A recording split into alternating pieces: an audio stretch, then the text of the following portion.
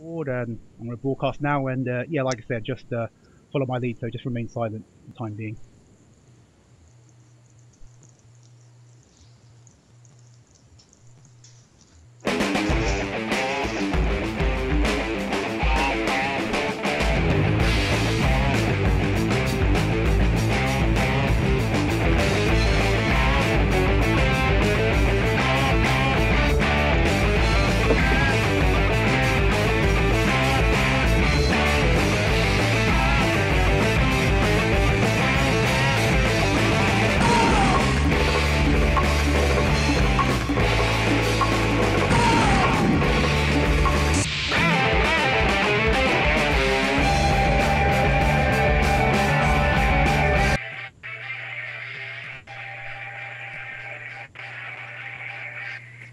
Okay, and hello everybody, and welcome to Tournament Standard Time, episode number 3. And like I said, I've got two excellent guests with me today. I've got from London, Raju. How you doing, bruv? I'm good, thanks. How are you? Ah, pretty cool. And from Bristol, isn't it, TrueMight? Yeah, how you doing, man? Ah, cool. And like I said, alphabetical order. I guess that would be you, Raju. So, what is your origin history with like fighting games and stuff? I kind of started off between Wonder Park closing down and the Empire starting up. Between that time, there was a website called Corner Trap. Oh wow, And, that's the one. Yes. Yeah. Oh, that's the one started by Grey Fox Anthony. Ah, sick. Yeah. Yeah. And so everyone on that site was playing it for free. And a friend of mine at secondary school, at the time I was playing Soul Calibur, but not like in the scene or anything like that. I just thought I was really good at it. Me and my brother, we were good at it. And this friend of mine, he was in my business studies class in GCSEs, and he was telling me how he plays it. And he was involved in the scene at the time. Obviously, I didn't know. And he came around my house and just like obliterated me. So that was like. Yeah. That was like your cue to just get good, because cause I hear this story a lot. Yeah, literally, you get blown up and you just think, you can't take that. You want to take that guy out, and plus you weren't that good. Yeah, it wasn't even like that. It wasn't like that at all. It was like sheer. We were like, me and my brother were just in like jaw dropped.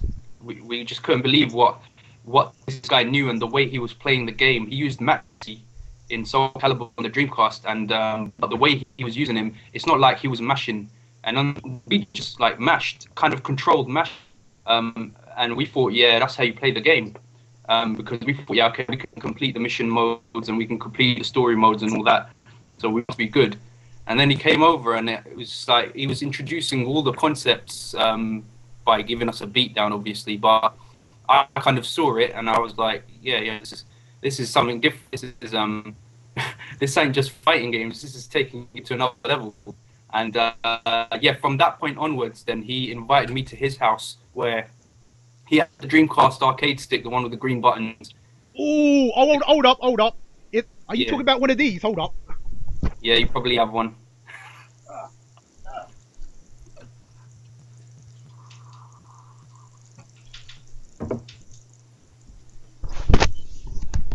Yes, the legendary R-Tech. That's the one. Yep. Like I said, I know. It brings back memories, man. Yep, you can see I preserve all my stuff, and yeah, do you know what? I know a lot of mans they like to mod them, but I'm not one of those guys. I like to leave everything stock. Yeah. Well, I went through quite a few of those. And it's still got a VMS inside. Yeah. Oh mate, yeah, I got a couple of those as well, somewhere stashed in the garage, I think, somewhere in a box. But anyway, so yeah, so I went over to his house. He lived down the road from me. His name on Corner Trap, for anyone that might remember, was Blood Riot. His real name was Ruben. But he basically lived down the road from me. I went there, and then he showed me how to play on an arcade stick. So I was even more amazed, you know, because it was like I'd never seen this before. I'd played on an arcade before, but I was just crap, and everyone else who played there was crap as well. This was when I was really little, and there was arcades everywhere. I'd never gone to an arcade where there were players who actually knew what they were doing. you know, on any of the old games like Mortal Kombat, Street Fighter 2, World Warriors, etc. And so he was showing me combos on Marvel vs. Capcom, and showing me combos on Alpha 3 as well. And then he said, I'm going to an Alpha 3 tournament in Namco Station. And Corner Trap were holding it. I didn't know about Corner Trap at the time, but he just said, I'm going to a tournament. And then I was like, tournament on this old game? That's weird. I couldn't understand like what I was about to be in for, you know. And then the first thing that happened when I got there, they had 3 50-inch Megalo sit-down cabinets, all running Alpha 3. And the first thing I saw was Chunkis doing like OTG Vism combos with Akuma. And my head blew up. Like, I couldn't understand what was going on, but it just looked so sick. And I thought, because everyone thinks when they first play the game that Vism's going to be crap. And then I saw these guys, they were actually pulling off, you know, combos from one side of the screen to the other. And that was really, really all started for me. And I thought, yeah, this is a cool thing and I want to get into it. And then I got an arcade stick. I got that Dreamcast one. I bought one from eBay. And then that's where it all began for me, man, with Alpha 3. But I never really excelled at the game or anything. And then I went to something called Dynamic League, and that's when I saw. Oh yeah, I remember that. Yeah, I remember that. They held them in like really funny places. You remember they held them at casinos. Then then you remember that funny time they held it in that Burger King. Yeah. Oh shit! You remember that? That was sick. Yeah, man. That was literally after. No. That was like after Namco. Yeah, that was definitely after Wonder Park closed down. Yeah. So and then I went Dynamic League, and that's when I decided to get into Third Strike, and so I bought the Dreamcast version. Oh, and at first controversial, because as you know, you can't do all of your Urian shenanigans in that version, can you? Well, I mean, when I started playing on the Dreamcast, I was using Akuma. Oh, I was just using Akuma because I like doing short jab, short super. It was so easy in that game compared to like the older games. So I was just like, yeah, this is a really nice combo, and at least I could do it on an arcade stick, and I felt really proud. And then what happened? So I was playing on the Dreamcast, and then I went to something in Stratford, which was held by Corner Trap, by a guy called Hon Yip, or his handle name was the HY. And it was hold up, there was a tournament in Stratford, and I didn't even bloody know about it. Yeah. This was the first thing he held there was like a 5 versus 5, France versus UK. I never went to that, but I later downloaded the videos when it came out. And then the second thing he did was he started a ranking battle season there, and it was in this like scout hall in Stratford. It was properly like some ghetto, crappy looking place, but you know that's where it all started really for Third Strike in the UK. Yeah, so I went to that and just got absolutely whooped by the players who were good for the standards back then, you know. Okay. And that's how it all began for me. Okay. Ryan asked, what year was that? Because I'm surprised I sort of didn't realize there was a tournament going on in my own damn backyard. Yeah. This was around 2002. That explains why I was busy getting jiggy with a certain the opposite sex. But anyway, never mind. Yeah. I had a bit of absence from fighting games between 2002 to 2005. Like I said, the other half. Yeah. Anyway, sorry. Carry on. It's all good. And then so I started playing there.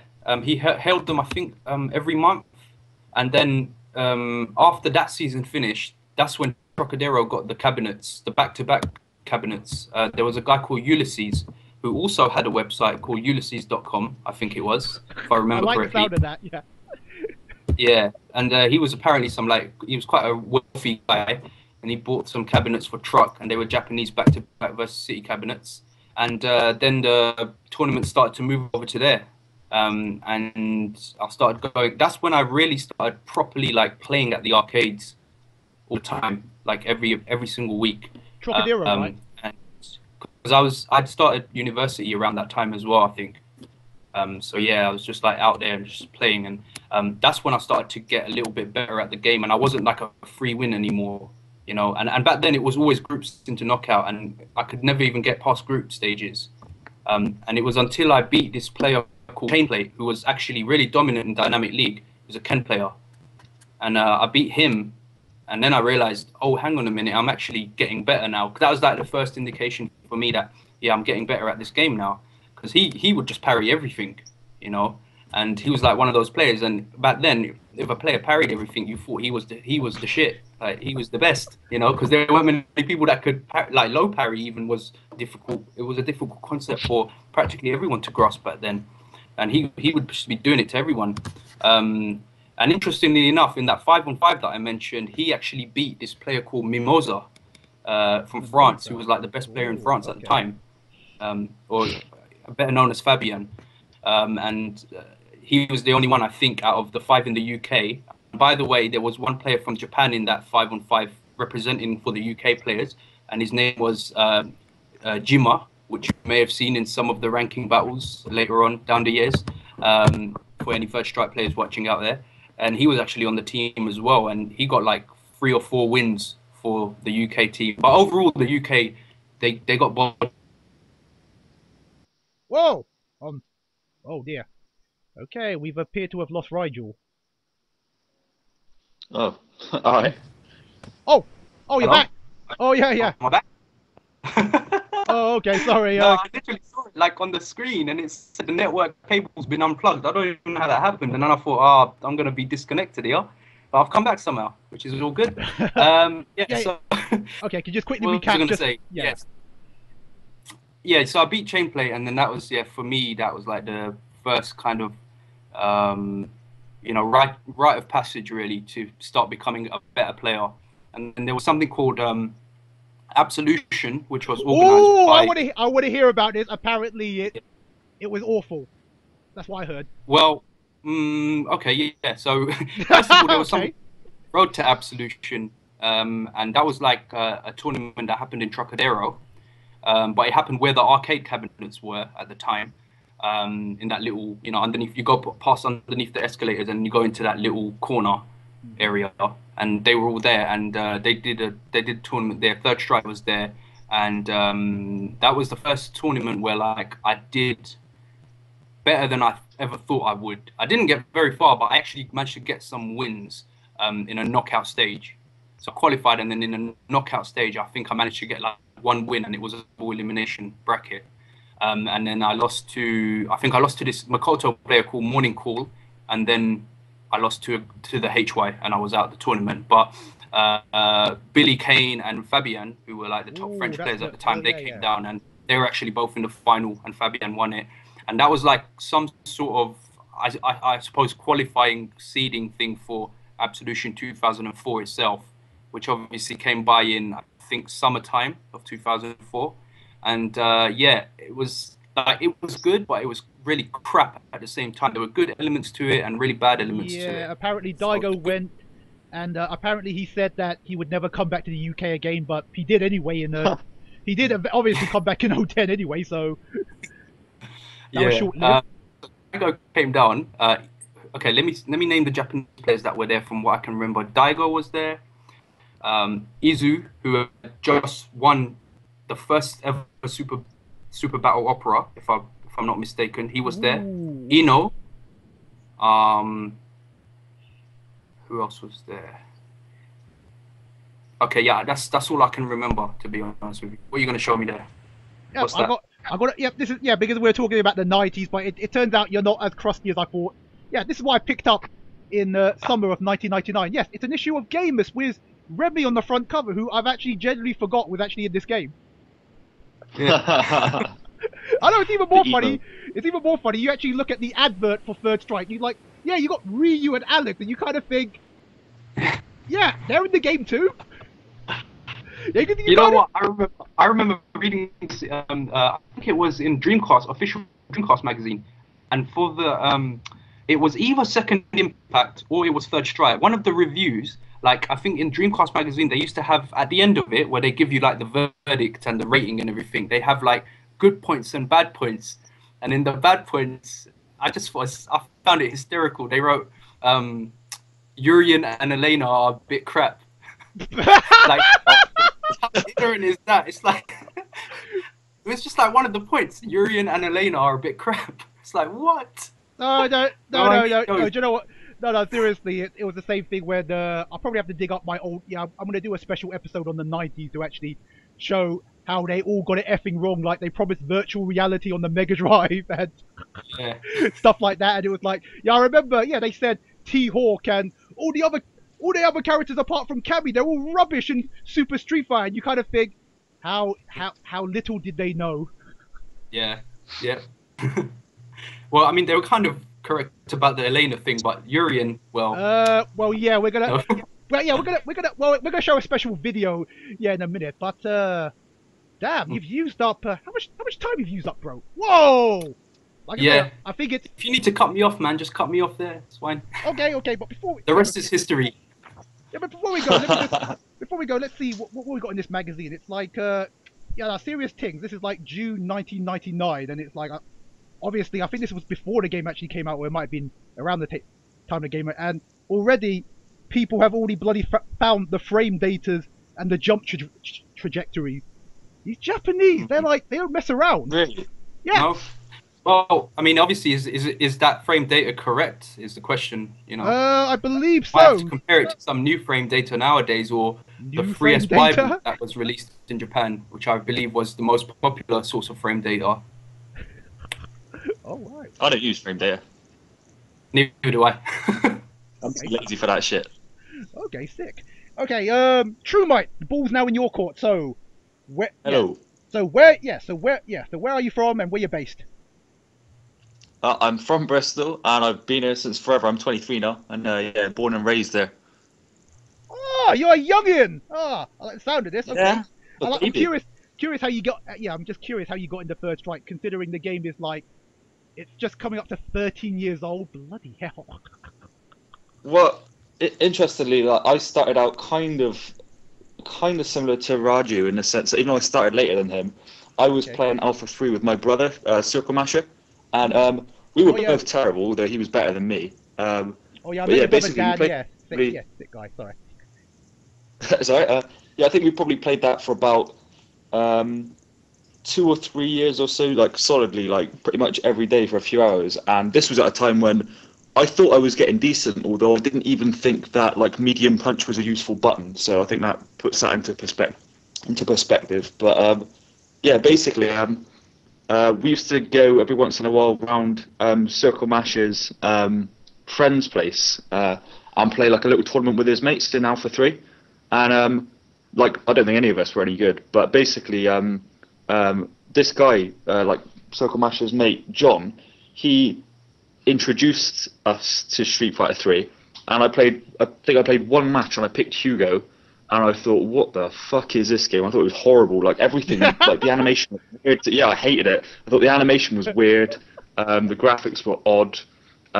You know, I try and do a sweep with Hugo and he does a flying ass attack. I was like, what the hell is this? A flying. And I never played it again. A flying overhead, by the way. Oh yeah, yeah, and then about 6 months later we went up there again, and I think we may have played it one more time. I still didn't enjoy it. He was trying to show us how to parry super fireballs. I didn't get it. I didn't enjoy it. But he pointed out shortly afterwards that there was a way of playing it online for free with 2DF for those online warriors out there. But yeah, basically on 2DF it was laggy as fuck in retrospect, but because I think it was minimum of 4 frames of input lag, presuming that you had a flawless connection with your opponent. So nowadays you'd look at that and be like, oh dear God. But back then, you know, when you've never played online before, and also if you've never played the game offline, you know, that kind of seems like you know, whatever really. Yeah, but so basically because it was free, I downloaded it at some. I didn't even expect it to work on my computer, but it did. And I picked 12. And I was Jesus Christ! Okay. How dare you laugh? Yeah, basically, about 10 games later, I think we were supposed to be going on holiday like a couple of days after that, and it tells a story that by the time we went on holiday, I was already missing Third Strike, like the day after we left, and I'd only played it for about 3 days. And yeah, basically I haven't put it down since. Okay, I like the sound of this story. So you've been playing it ever since. That's is definitely dedication. What else have we got in this point? Oh, actually, yeah, we missed a point. So, Rigel, was there any other games? Is there any other games besides Third Strike that you actually played the most and actually enjoyed? Yeah, Alpha 3. Yeah. Oh, sick. Who'd you use? I used V Zangief in that. V Zangief. Well, actually, when I first started, I used V Charlie. He was the first proper V combo that I learned. It was like low short, shorts. It was a VC2 first of all, which is medium punch, medium kick to activate, and then it was low short into short flash kick, standing roundhouse, and then his dashing knee thing. But you whiff that just to move forward, and then another short flash kick, standing roundhouse, and then you take them all to the end, like to the end of the screen. You take them to the end of the screen like that, and then you just something like standing fierce into roundhouse, flash kick or some crap like that. I can't remember now. But then eventually I just wasn't comfortable with him as a character, and Zangief was just, he suited me better in that game. Oh, okay. So I learned V Zangief. Okay, I was just about to say. Okay, so you did start off. You have a thing for charge characters, but then you switch to Zangief. Okay, just about to say. Yeah. Ryan, I meant TrueMight. So, any games besides Third Strike that you actually like? Well, I generally, I've always had a policy over the last couple of years of wanting to be like vaguely competent at any Capcom game. Just because if it's on at a session and they're not playing Third Strike or something, or if I'm not in the mood, I never wanted to be one of those guys who's just like, come on, let's put on my game if everyone wants to play a different game. So I like dabble in Marvel, Street Fighter 4, ST. Actually, probably the game that I play the most, other than Third Strike, is Street Fighter 2 World Warrior, because we have a cab in Bristol at the arcade, and it's in a terrible state of repair. But it works, so I go there every. I went there 3 times in the last week, I think. And I also like Mortal Kombat as well, Mortal Kombat 9. But I don't play very often. Oh my god, a modern game! I was just about to say. Hey, Marvel as well, Marvel 3. Ooh. Yeah. Who I'm not particularly good, but I just try and get to a level whereby I can beat most players sometimes, and obviously the excellent players will beat me, but I don't mind that. Okay, cool. Anyway, before we get to the main meat of the subject, Rigel, I believe some people, though by the looks of this chat, everybody is bloody familiar with you. So I guess for the benefit of the archive, some people may not be familiar with you, but they probably saw that certain Luang Hu's funny and cool moments. For the benefit of those who didn't, check this out. Punish. Ryan's looking on a perfect. Oh my god, Ryan's just gonna have to pull out something special. Looking on a perfect. And Ryan is looking on the perfect.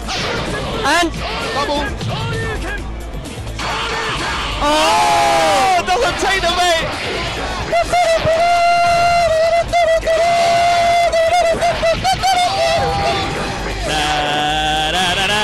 Yes, he's on the hole!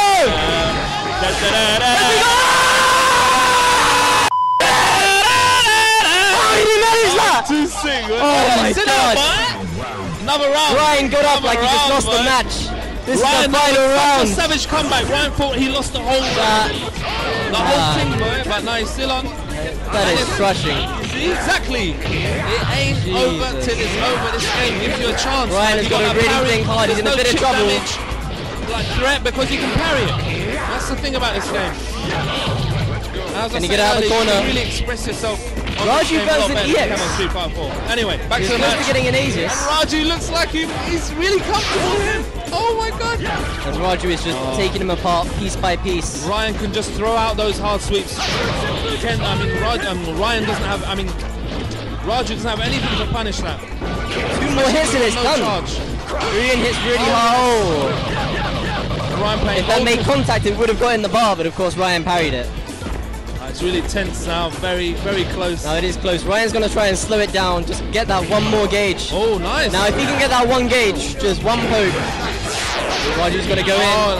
It's a good option, though, good option. You don't want to... 1 more hit. Oh, Oh, he does Ryan it. takes. I mean, Okay, and yeah, for the benefit of my guests who unfortunately couldn't watch it because, well, I'm still trying to work out this damn technology. Maybe I'll work it out eventually. Yeah, that was from the old Capcom Fight Club, which I think was like the first debut of Third Strike or something like that, where you were literally going to get perfect by Ryan and you were going to lose, but literally from absolutely no life, you... Sick comeback. Yeah, the sickest... I mean, I'm just actually thinking about it for a change. I mean, say if your nationality was Japanese and there were like a couple more thousand people watching, I'm pretty certain that comeback is by far superior than a certain comeback by another Japanese person who, well, the other person, because the other person had, well, considerably less life, whereas Ryan Hart, his bar was green, but obviously about 3 Aegis reflectors later, it was all gone. Yeah. The best thing about that, actually, for me anyway, was forget the parry, forget, you know, the double tackles into Aegis and all that kind of stuff. It was actually at the end. I did a sphere, but I actually delayed the Aegis. You can actually delay it, the cancel into the Aegis. So what happened was he, in his mind, thought, right, I'm going to commit to this sweep now because he's just done a sphere and that's it. You know what I mean? And but then obviously the Aegis came out as well. And it kind of just retracted towards him. It just caught him. And if he had caught me on that sweep and I hadn't had an Aegis there, then it would have been over for me. So, and okay, confession, I didn't actually purposely do that Aegis late after the sphere. That was a total fluke. That was so jammy. Yeah, So, well, Never. all that matters is it's immortalized in film. That was... Again, I don't know where to begin, because you kind of think about it now. Comebacks nowadays, they're not really that special anymore, because, well, a lot of modern games have, well, the so-called comeback mechanic, whereas in Third Strike, yeah, if you watch that match again, you quite clearly, you didn't even have a whole bar to start with. You had no life whatsoever. Yeah. I mean, literally, if Ryan wanted to, he could have taunted you and you would have died. Because, you know, Ken's actually got that cool taunt where, cut the koi, and then you die. Yeah. So, I mean, you know, it was important at that point that I managed my meter and didn't use any EX. So that's why I was going for the tackle into Aegis, or I think I also did a tackle into standing fierce as well to score a knockdown on the second set after the low fierce launcher. So if I'd used up like an EX somewhere there, then I would have not had that chance to pull out that last Aegis, which was obviously really, really important. So yeah, it goes to show meter management with Urien, it can take you really, really long way. You know, it can create really good comebacks, and that's just one example. That match you saw there, there's like loads of Japanese matches. I've seen like matches with RX, and he's so good at keeping his meter when he needs it. He just makes the comeback out of nowhere, and it's like a flurry of attacks. He builds up momentum. He pushes his opponent towards the corner of the screen, and then before you know it, he's just like pulling out Aegis setup after Aegis setup, and it's all because, you know, he doesn't. He thinks about the long term of that round rather than, yeah, let me get lots of damage in here by using an EX move somewhere, but then you lose more meter than necessary. And you may not have like that extra Aegis, which could defeat your opponent with block stun. So you blatantly knew. Okay, so you're one of those people that blatantly knew you were going to get said amount of meter for performing said amount of stuff. Okay, that's cool. Because I'm just thinking, you know, lesser people, probably like myself, at that point. I mean, obviously, I wouldn't have been at that stage anyway. But it's like, okay, I'm going to die because literally I've got no life left. But what was exactly going through your head then? Because I'm just curious. You know, as a pro player, what are you thinking? You were thinking. Well, the first thing I thought was, right, I've got him in the corner, because he did obviously he did a dragon punch. I parried it. I walked under, and that's immediately like a massive advantage. The fact that I have him in the corner and that I've got meter, and that's when Urien is at his strongest. And then I thought, in order to finish this match off here and now, I'm gonna have to manage my meter really well and not you know, waste any of it. So then I thought, well, okay, I'm gonna go for like, you know, unblockables and all that kind of stuff. And I think the first tackle Aegis, I did a tackle to push him back as he was coming down. After that, did a tackle to push him back into the Aegis, and then I went for a knee drop, and I think he parried or something, and then he was floored again. But even then, when he's getting up, the Aegis is still going to be on top of him.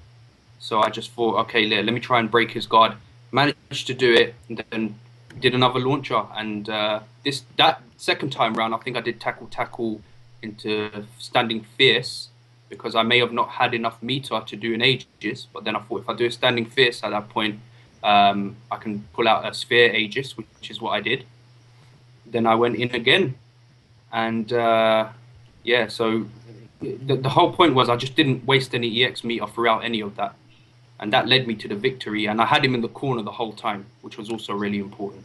So you didn't really care that you literally had no life. You were thinking, yes, I got him in the corner. That's it. Yeah, there's no point at that point. There's no point in thinking, oh, I'm nearly dead and I've got to be really careful here.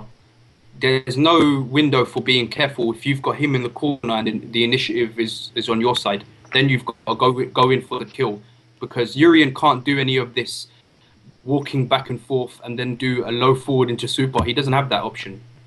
Whereas if it was Chun-Li, she might back off. She probably wouldn't even back off, but depending on the situation, she may think, well, you know what, I can build up meter here, so I can run away, build my meter, and then just get a really clutch low forward into super. A Chun-Li player can do that. A Ken player can do that. You know, anyone who can do a limb into super can do that. But Urien doesn't really have that option. He's kind of got a little bit of insurance, as in he can do a tackle into Aegis, and whether the tackle gets blocked, whether it hits, whether it gets parried. Well, if it gets parried, you're only safe if you do an EX Aegis afterwards. But if you block, you are safe as long as it's. Sorry, no, let me start again. If you tackle and you do an EX Aegis and they parry the tackle, then you'll be safe as long as the Aegis is EX. If you try and do like a mid Aegis or a far Aegis, they'll be to punish you. But any other situation, so if they block the tackle, you can do a mid Aegis and you'll actually still be okay. You can, and obviously if you hit them again, you can do any Aegis you want and you'll be okay as well. So yeah, but it's just not the same as doing a poke into super. It's not the same thing. So that's why I had him in the corner. I thought, right, I've got him in the corner now. I can't back off now. I got to keep doing my thing here. Damn. Okay, that's. I mean, the way you even break it down, it's like it sounds as if you've got it to an exact science, which sort of is. Wow, because I don't know, the way I play fighting games, I just react to pings, whereas I'm not really thinking that far ahead. That's just wow. Yeah, but I was forced to think that far ahead only because it was, as I say, there was no more room for backing off and then trying something else. He's always going to have the advantage at that point. So I had to keep him in the corner, and I had to just try and finish it. And luckily, it worked. A lot of times, it doesn't work. You know, well, Ryan Hart in particular, he can parry out of Aegis in the corner. Oh yeah. There's a very old video where he does that against me. This was at Golden Gunman's house, and he did that for the first time ever in the UK. No one had seen that before. And he parried out of the whole Aegis, even my mix-up, which I think I might have done towards plus fierce, which is Urien's command overhead. And he parried out of all of it. So it could possibly happen in that match as well, where I came back from the potential perfect, but it didn't. So it's all good. Oh man. Okay. Whoa. In that case, we have wow. Okay, I guess it's time to go over to the main meat of the show, even though we've kind of. Yeah. And the topic of today's show is run titles. Yes, tier charts are based on characters.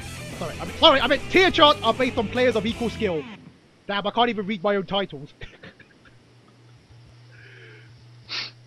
And what have we got then? I mean, yeah, we've talked a bit about it, but for those that aren't in the know, yeah, the history of the game Third Strike. For those not in the know, Third Strike obviously is the third game in the Street Fighter 3 series, which, for those not familiar, apparently the very, very first version of Street Fighter 3 didn't actually have Ken and Ryu in it, and apparently everyone hated it. So they just chucked them. They just chucked them in, and apparently it became popular. And then, for whatever bizarre reason, by Third Strike, there still wasn't enough Street Fighter characters, so then they stuck Chun-Li. Yeah, I think we can just stop there. And yeah, you know where this is going. I think it was Q and 12 as well, wasn't it? Was there anyone else? You know what? Oh yeah. Shout out to Q. He's a good character, you know. If Kuroda uses him. Well, TM as well. No, that's true. Yeah. Shout out to Kuroda. I mean, you just think, you know, man's got that epic set of DVDs. I've seen all those DVDs. I went to Daz's house once. They're like, it's like, wow, it's like the whole cast. Yeah, I'm amazed. Especially the Hugo one. Cool. But what else we got then? But generally speaking, Third Strike. Okay, I did actually play only through the Dreamcast version. Obviously, that really cool W Impact version where you had both Street Fighter 3 and Street Fighter 2. Yeah, I do remember. Yeah, you know, Sean having a really broken Dragon Punch. You kind of think, okay, he goes up, then he goes back down again. Or was that Dudley? Because I think they both had both similar Dragon Punches, didn't they? Yeah, I think Sean had one like that as well. Although I think his SRK in Third Strike is pretty much the most disgustingly shit anti-air I've ever seen. Because it's like, even his EX one, he can be 720'd out of that on startup. What? Yeah. You can grab somebody out of a Dragon Punch. EX 720'd. You'll see him flash and then eat a 720. It's disgusting. Oh man, I want to see that. That'd be quite sick. It doesn't happen very often because no one plays Sean, but yeah. But Just going back to Q, actually. yeah, sure, go. We got back. We got in Q. I think he's underestimated, man. I think if you can turtle with Q, that's definitely the way to play with Q. And you get 4 taunts. He's like, yeah. he's actually, yeah, he's kind of, in a way, like, he's almost like, the way I compare him is, he's like Urien when Urien has no meter. Now, when Urien has no meter, the best way to play and say he's never ever going to get any meter is to try and just get your opponent to come towards you, right? And Q, well, he can wait there all day long, and once he's got his opponent in the corner, so they'll come towards you, and at some point you're going to try and throw them to the other side so that you've cornered them. And if you do that, I mean, his command grab has just got so much range. He's got really, really good mix-ups, and he does damage as well. He does a lot of damage. So I think he's a bit underestimated, man. And he's a counter pick for characters like Yun, believe it or not. So hold up, what? What? Yeah. He's a good counter pick for Yun because obviously Yun, to get in close, he's going to, dive kick, and Q's got a lot of good anti-airs, and he just does so much damage on a character like Yun whenever he does get. Okay, sorry. Just curious, what anti-airs are there? Was it down medium punch, that anti-air one, or was it back hard kick? It's that one where, actually, I don't know his moves, but it's that one, one where it kind of like explores the sky, that one, wherever that one is, man. Oh, that's an actual, the actual special move where he goes, No. He's got back medium punch, which is like a vertical uppercut. He's got crouching medium punch. Yeah. He's got neutral medium punch as well, which works at certain ranges. He's got you can even do stuff like back first kick and cancel it into taunt, although that's a bit of a risky one. He's got anti-air claws. He's got straight super. He's got, if you space it right against certain jumpers, you can just straight command grab. So yeah, he's quite. I think the problem with Q, like more than anything, is that he's got quite a lot going for him, like with his defense and his attack, but he really can get bullied because of his lack of mobility, I think. Like characters like Ken, they just get to really have an easy ride kind of running around him, I think. I don't think they have to kind of, as much as anything as well, I think one of the problems you get with a number of the lower tier characters is not so much that they can't compete, but rather that they have to play an awful lot smarter. It's like for Ken to play against a Q, Ken really doesn't have to use his brain, whereas the Q has to think like that, and I think that's really like one of the big difficulties is constantly thinking better than your opponent. Yeah, I'll definitely Shout second. out to best Q in the UK, by the way. I'll definitely second you on. You don't really have to use a brain to use Ken, because I infamously remember Cobra Commander, just to make a point. Because obviously Cobra Commander, he was a Tekken player. I don't know if you were there, Raju, at the time, but he just picked Ken, and he was just. I don't know who he was playing at the time, but he was just just messing around. I mean, he got brocked up in the end, but still.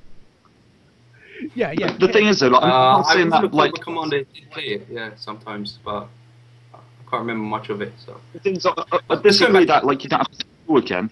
I think it's more a case that, like, compared to Q, he's an awful lot easier to use. Because I do think sometimes, like, even though third strike's quite imbalanced, I think it gets, like, people who don't rinse the game tend to not quite realise just how competitive a lot of characters are, even if they don't do well successfully kind of on the tournament stage. Because you've only got to think that, like, well, I mean, if you take Europe as a case in point, I think if you were to devise a tier list by European success rate of certain characters, I think Urian would be high tier, because I think Europe has produced a lot of decent Urian players, more so than an awful lot of the other high tier characters, like Yang, for example.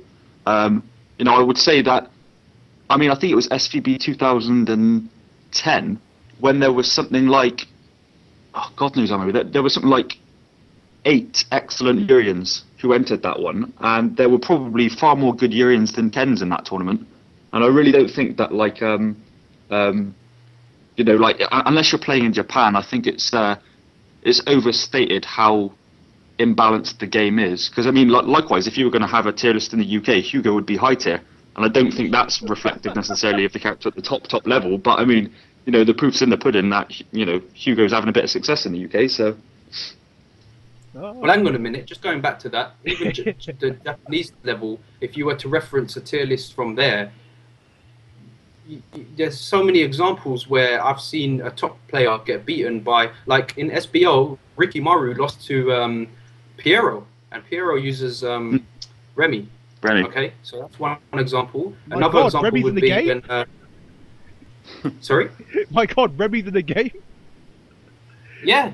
Yeah, honestly, I think and he really calculated the matchup as well. It was a very calculated win. He had to perfectly, use his normals and obviously get a few clutch. I call them Eric Cantona kicks. You know that. Oh yeah, flag thing. Yeah. Oh yeah, I remember that. Cantonas, yeah. And so that's one example. And in the recent Corporation Cup tournament, Co-op Cup 11, I think it was, I saw a few matches of that, and Roshikari, the Yang player, beat Ricky Maru's Chun-Li, and Urian, he took out 3 Hold up. in the final. He took out 3 top Makoto players. He took out Tominaga, Mimura, and Haitani. He took all of them out, and Urian gets boss up in that match.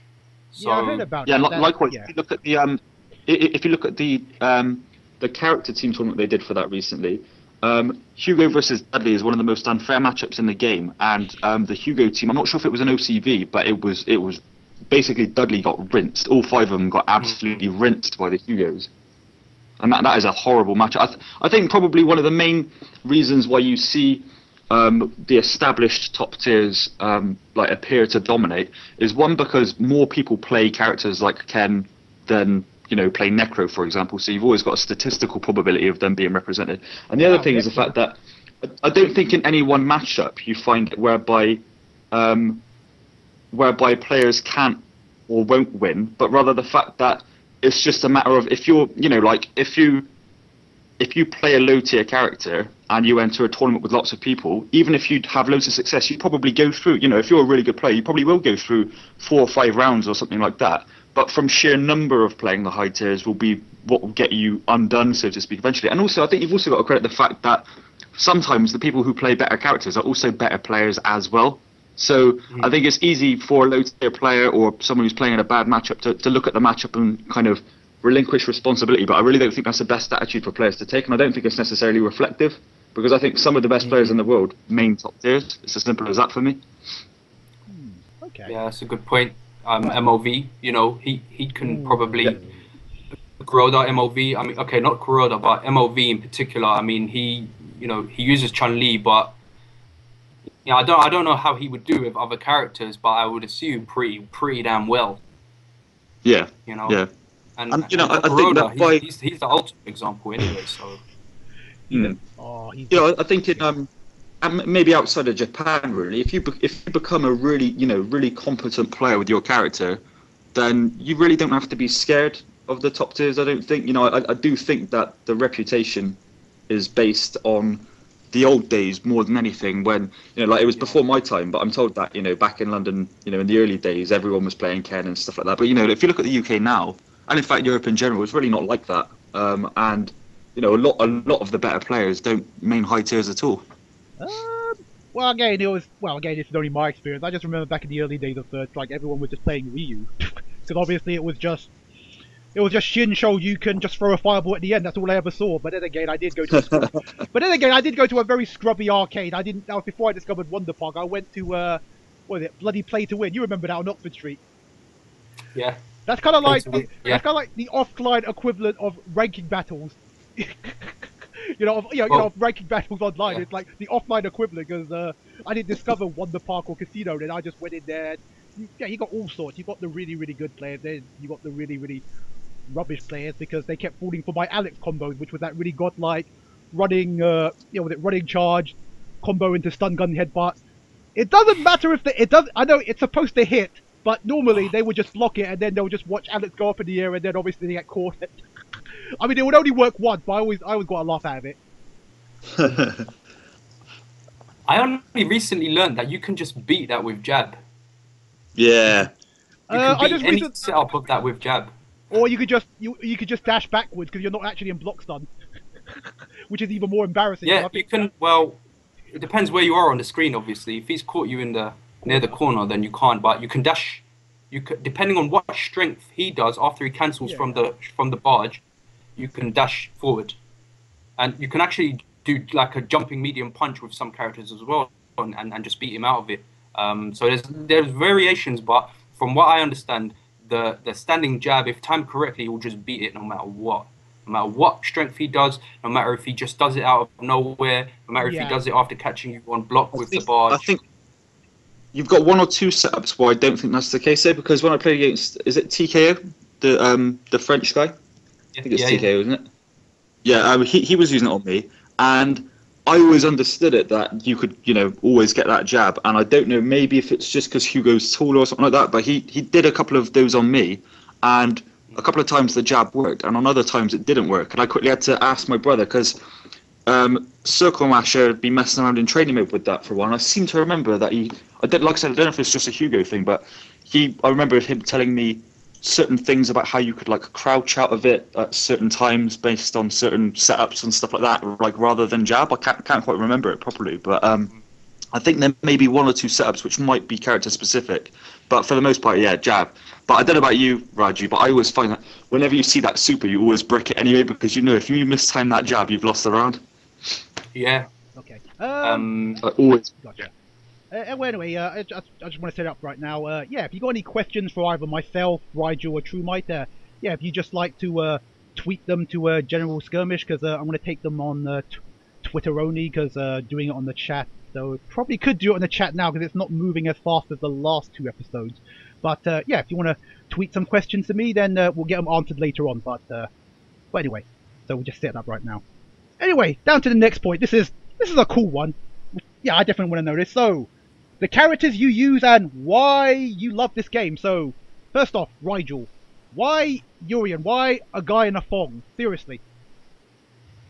Well, as I say, when I first started playing, I was playing Akuma, and then I saw the first Corporation Cup video where the final was Jay Makoto. It was 5-on-5, but Jay was like pretty much dominating. He was taking out lots of opponents from the opposing team in the final until he came up against Tokido using Urian, and and then basically Tokido won the match. But it's the way he won it that kind of made me think this character, an Aegis Reflector, it's a really good super. It's a really intelligent super, and I think what he did was he reset Jay in the air. He caught him with an air to air, and he reset him, and then he did an EX Aegis, and then he jumped up again and he hit him as the Aegis was also hitting him. And then I thought, wow, this is quite an interesting super. It's not like anything I've seen before. And then I saw the Justin Wong video of there was like an exhibition, Japan versus USA in Evo 2002, and there was like this really hilarious moment at the beginning of the match between Tokido and Justin Wong, where they just both kind of just dashed back, and they were both just building meter for ages, and it's only on like amateur footage, and you can just hear the crowd just going mad and like laughing and getting hype.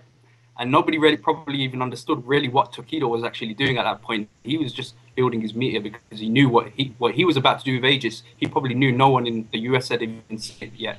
And then I think he did like a tackle. He got hit out of the first tackle with a back fist, but then the second tackle he caught him with I think on block, and Wong was in the corner, and then he dashed up, broke his guard with universal overhead, and then did all the usual unblockable stuff. Like he did low fierce tackle, mid sphere, 2 tackles, Aegis, dashed back, tackled him back under as he was coming down, did a knee drop to do the unblockable, and the crowd were just going mad in that video because they'd probably never ever seen this before.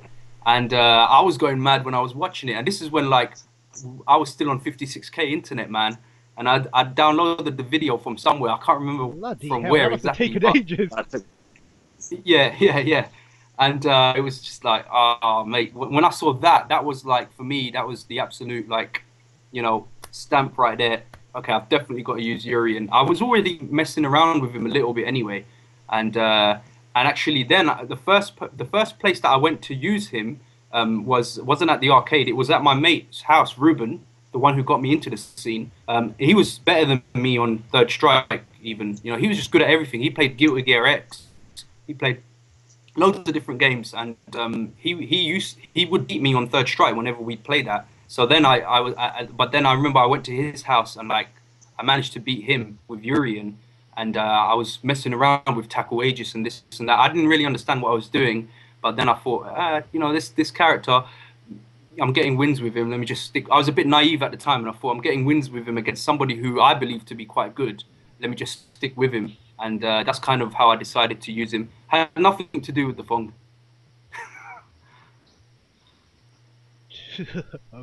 Okay, that's not fair enough. So you just saw something cool and you just wanted to, well, I'm not going to say emulate it, but, well, yeah. You just saw something cool and you wanted in on it. That was it, yeah. That was it. Okay, yeah. fair enough. TrueMight, though your name kind of gives it away. Why Hugo? Why do you think my name gives it away, out of interest? TrueMight, Hugo, big guy, Might, True. It's I don't know, They're kind of unrelated actually, because I got that from that was the name of a clan I was in another game a long time ago. But I just thought it was appropriate because he's obviously a big guy. But basically, I originally mained 12, and I still sub him to this day. But it was when I got a stick. I moved from pad to stick. I was able to do 360s in a fighting game for the first time ever. And so, I used to use I was a proper, militant tier whore back then, so I actually didn't respect high tier players at all. Thankfully, I've changed now. But yeah, so I insisted on, messing around with pretty much all the low and mid tier characters, even though I wasn't particularly good, whilst I was maining 12. And then, I don't know, I used to organise online tournaments for Third Strike on 2DF, and I just used to find that sometimes my Hugo would have a bit more success than my 12. And I organised some character-specific ones, and I put myself in the Hugo team, or we also did a Hugo-only tournament and stuff like that. And I just found myself enjoying him kind of more and more. But as recently as 2009, I went into that not really having an exact main because, well, I was kind of evens with 12 and Hugo, and then in the tournament,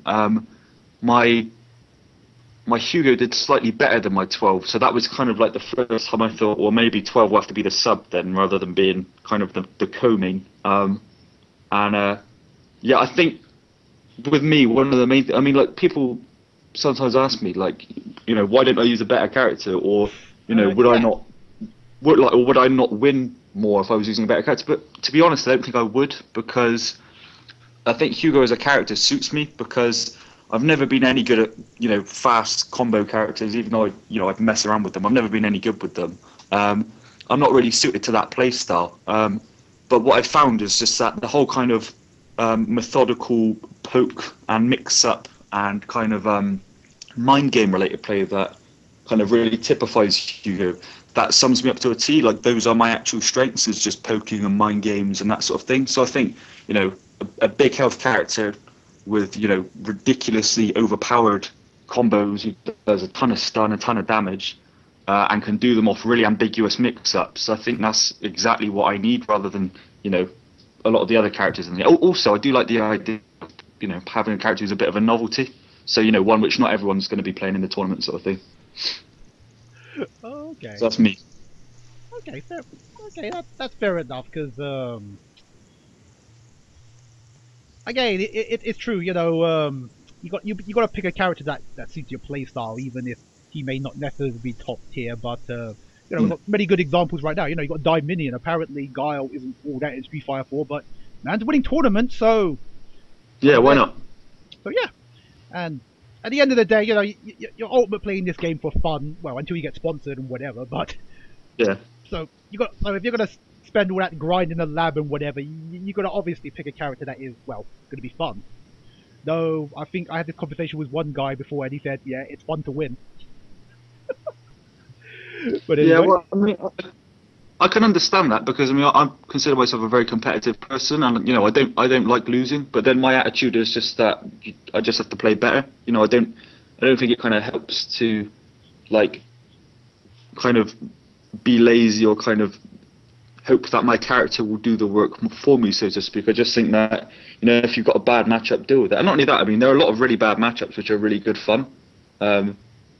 Hugo doesn't have a lot of good matchups, but he has a lot of fun ones. I really enjoy playing Raju, because we get those fantastic standoffs when basically when Urian gets cornered by Hugo and Urian has meter for EX headbutt, Hugo will often get a bit of pressure going, and then he just has to stop pressing anything. You can't pressure him at all anymore, because if he presses the wrong button, basically he can eat an EX headbutt and then get completely rinsed and put out the corner.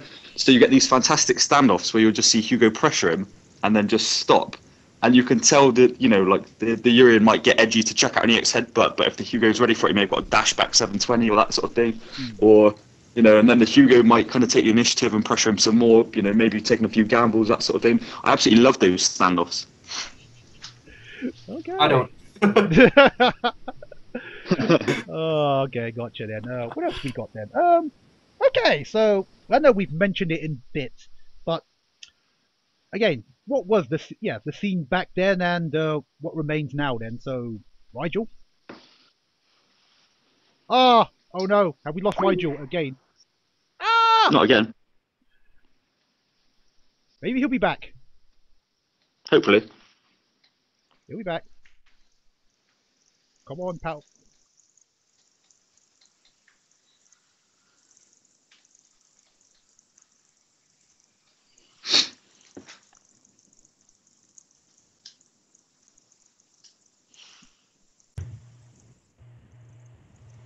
Oh, Rigel, you there?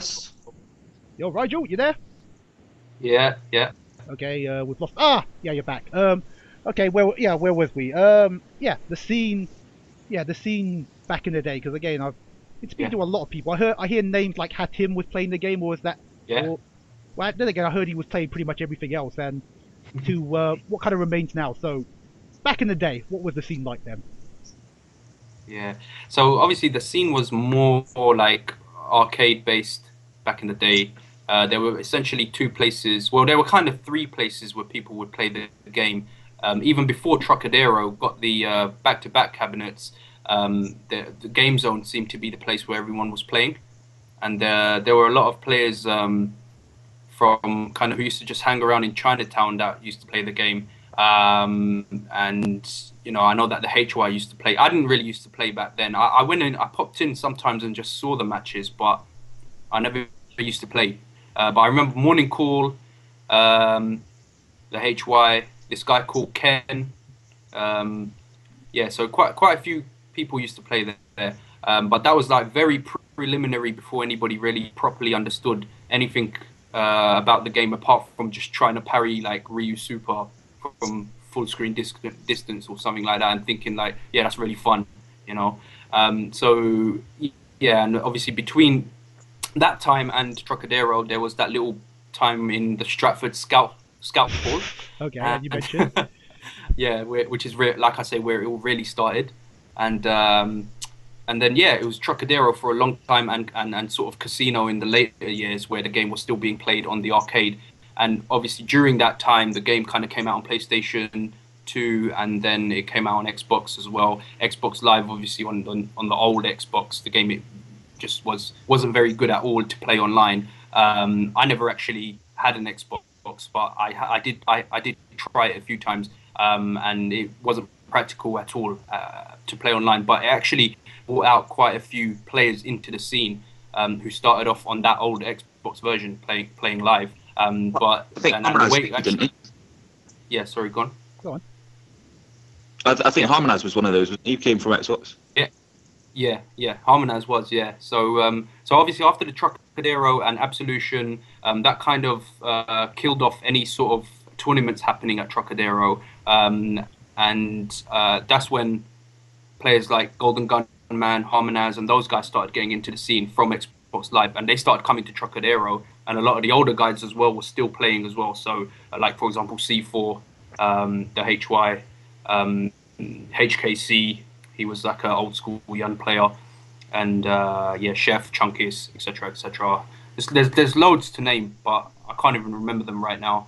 And then Trocadero started to get more and more casuals going on a Friday night, and but still there were no tournaments happening or anything like that. So and then came E-Zone, so E-Zone was basically Hatim kind of, I think he part owned this internet cafe. It was called E-Zone in Victoria, and yeah, we kind of started doing ranking battles there for quite a long time. We had like 12 ranking battles. It was like a full season, and then from there it slowly moved over to from there it moved over to Casino, the ranking battles. And during this sort of time, Neo Empire was also sort of starting to grow and come alive as a website and a community as well. And Neo Empire started doing things like Fighters Days, and they did like, I think, a tournament in the first Third Strike tournament they ever did. I think it was in Angel, in City University, in one of their bars or something. And I remember C4, I think, won that. So yeah, that was, and then so it was all kind of happening at that time. We had rankingbattles.co.uk, which was for everybody who was involved in going to E-Zone, and then we had Neo Empire as well.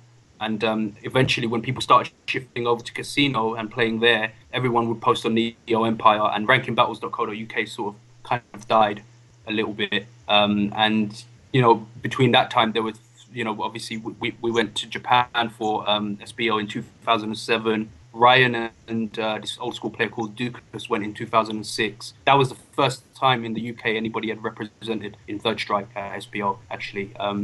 And I remember we tried that year as well to qualify in Germany, and like quite a few of us went. That was a really, really good trip, especially for me, because that was my first international fighting game trip, so to speak. And I remember we got to the final and Billy Kane beat me. But yeah, so that's definitely some good memories. And then in 2007 we went to Lyon, and I was teamed up with Harmonize and C4, and we qualified. And yeah, we won that one in Lyon, and then we went to SBO and got bodied hard by Rao and his lead in the first round. OC feed. Ah. Oh. So your kung fu just wasn't good enough then. Yeah, it just wasn't good enough. But and then sort of after that, Zach kind of came into the scene. Ryan and Harmonize were strong, but Zach came into the scene and started to get really, really strong as well. I think he started out sort of playing in Casino ranking battles. That's where he kind of started learning the game properly. And then he started winning like major tournaments. Like he won SVB, he won Battle of Destiny. So yeah, he was definitely a force to be reckoned with, and obviously Oro as well. We hadn't really had a really, really, really good Oro. We had El Carpito, who was good back then, but hadn't had somebody who was like just beating players using top tier characters. Like Zach beat SV in SVB, I think it was 2008. Zach beat Mimosa in the final, and obviously Mimosa uses Ken. So yeah, that was, and then yeah, that's kind of how the scene went. And then when Street Fighter 4 came out, that's when just the arcades were completely dying in terms of Third Strike players, and then the whole phenomenon of, you know, sponsored players and all that kind of stuff came about, and everyone was playing on consoles no matter what the game was. And then I think, what was it, in 2011, Third Strike Online Edition came out, and it's kind of more or less been online since then. There was a sort of time between Street Fighter 4 coming out and Online Edition coming out where everybody was moving over to GGPO. Anyone who did want to play the game, or anyone new who wanted to play the game, 2DF and GGPO. And people still play on GGPO now, as far as I understand, although I haven't been on it in ages. I don't even have it anymore. Yeah. You still got people on there, yeah. Yeah. I know that's kind of how the scenes move along.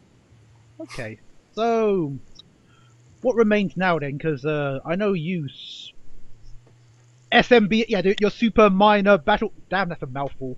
Yeah, you Super Minor Battle Farm. Yeah, guys, you go at this game hard. I mean, would it be fair to say that you are literally like the other last scene that refuses to surrender? Because, you know, I did that episode previously before with the ST lock. Yeah. Well, I would say that SMBF is the geographical home of Third Strike in the UK at the moment. Basically. Okay. Oh, I don't think anyone could argue with that. Like, we've got a weekly session. Why are you laughing, Rigel? I just think SMBF is like, it's refreshing, man. Yeah, well, it's different. The thing is, it's like SMBF wouldn't claim to be like the strongest with regard. I mean, like, it's kind of well known that like the good London players who've been playing for a long time are obviously more numerous and, you know, better than, you know, most people in SMBF. But SMBF as a group has really been enthusiastic about Third Strike. I think it's partly because it's kind of, as a community, ever since it started, we've always had, you know, a core group of people who already liked Third Strike and were kind of happy to promote it. And I think as well, we've always also had a lot of kind of open-minded people come in and think that even though they like Street Fighter 4 or they like Marvel or whatever, they're kind of happy to give it a go. And a lot of people have found that, you know, they're actually willing to support it. So I mean, like, these days we've got Wasteman Weeklies, which is or YOLO Wastemans as it's also known, which is our weekly session at the Lanes in central Bristol. That's got Third Strike, Marvel, and, you know, occasionally Street Fighter 4 and stuff. But yeah, it's Third Strike and Marvel are the two games there. We've had Sodium Showdown, which was a monthly tournament that ran last year. I think we've had about 12 in total. And it's down at the moment, but it'll be back at some point this year, I think. And yeah, that was a monthly tournament which used to get between 16 and 25, I think, at the most entrants, which was good. We've got Proving Ground, which is about every 2 to 3 months, which is in Newport, which normally has Third Strike. It didn't have it one time, but it's been back ever since. And we've had people like Raju's come down. He came down for the last one, as well as Nav, aka Giant. Ryan Hart's been to the last couple of ones of those as well.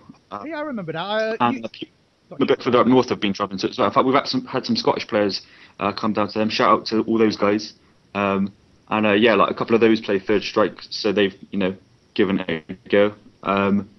I think just generally we've found in SMBF that a lot of people are willing to pick up older games or niche games, regardless of their status, either nationally or internationally. You know, like I've got a player who I've only met within the last couple of months, who lives just down the road from me, and basically he mained ST, Old Ken, for a little while. I don't know what handle he uses, but his name is Tom Pietroni.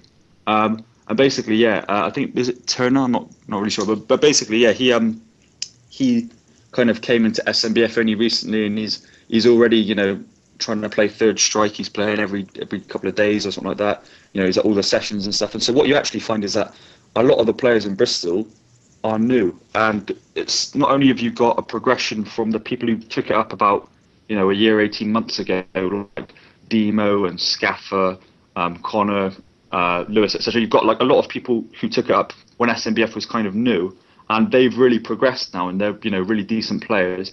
But then you've also got this constant stream of new people coming in. So it just doesn't seem to want to die in the Southwest, basically, which I think is great. No, definitely for sure. Because I remember seeing all you guys. When I was popping by the Heart of Gaming, it was like, blimey, you lot came from Bristol to the Heart of Gaming to play this stuff. Oh yeah, and in fact as well, there's a really odd kind of cultural dynamic in the Southwest, whereby I don't think it's necessarily intentional, but almost no one plays a high-tier character. So there's this really odd dynamic whereby it makes it all the funnier when people say, are complaining about how imbalanced, Chun is or whatever. And you look at the Southwest, and we have what is known as a Southwest Hugo army, because basically no character is more popular in the Southwest than Hugo. That character is appreciated, I think you can say. We've had it where when we went to a gaming session, we had a car of 4 people from the Southwest, and someone else came up from the Southwest independently, and so there were 5 of us in total, of which 4 people either mained or casually subbed Hugo. So it was ridiculous. 5 Hugo. 5 Hugo. Oh yeah. I mean, yes. Well, it was 4 Hugos and 1 Ken Masters, good old Masters. Yeah, because I was just remembering on. We're going to get to that point. Yeah, second from last. Well, actually, that's your last point. Yeah, the I-47 series, when there people were surprised. My God, there's a Hugo player. Yeah, if they watched the UK regularly, they would know about Hugo, because Hugo gets represented here. Oh, gotcha. But we'll get to that point in a minute. But we got one other point. So, the strongest players in 3S, Rigel, you're definitely among them, because every time I'm seeing grand finals of Proving Grounds, you appear to be winning. Yeah. Look, about the strongest player, I think right now it's kind of, you can't say who the strongest player is. We don't have a proper scene in the UK to say something like that. It's totally broken down, very small in most areas. SMBF probably has the most third strike players at the moment.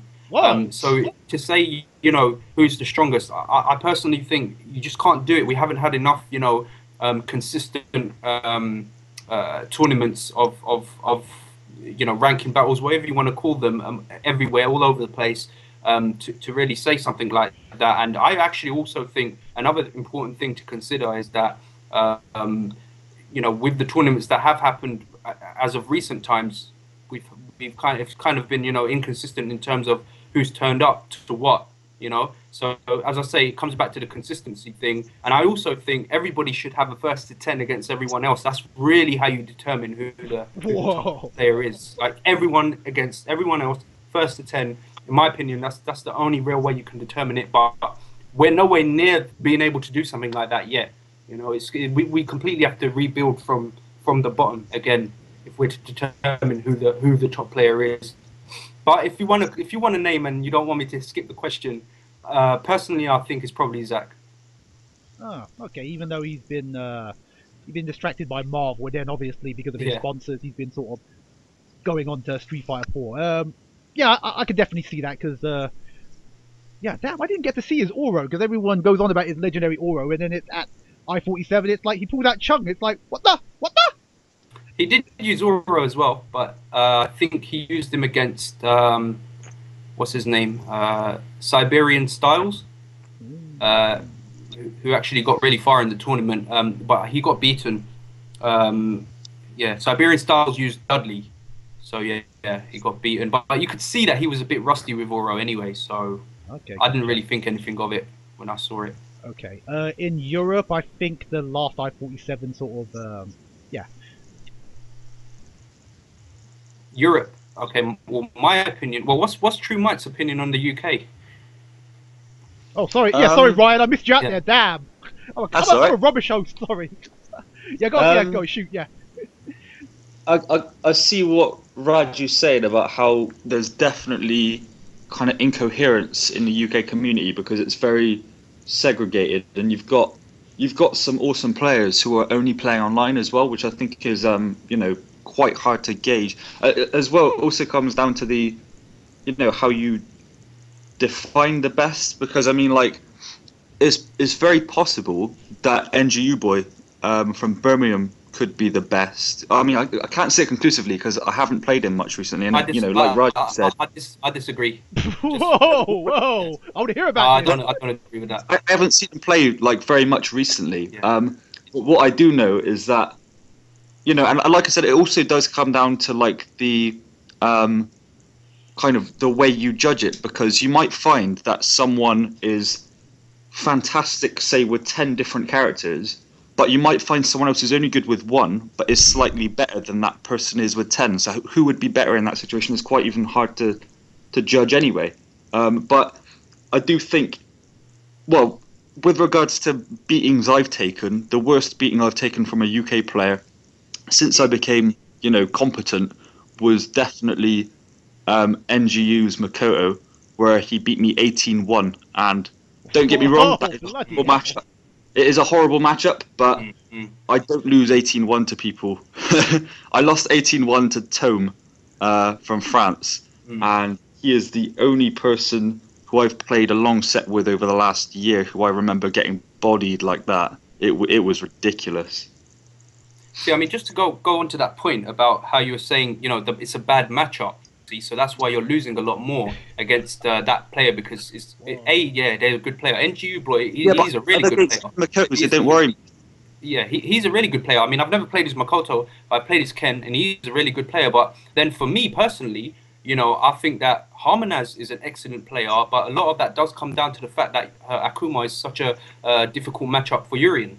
So, but then I can look past that with someone like Harmonaz, because it's not just the fact that it's a bad matchup. It's just that he plays so intelligently.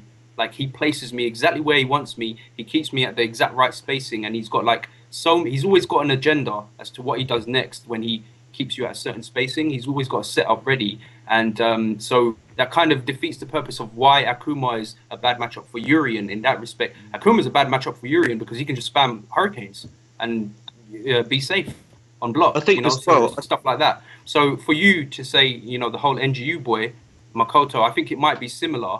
It might be similar to what I'm saying about Harmonaz, in that he's beating you with Makoto, but also he is really, really good with other characters too.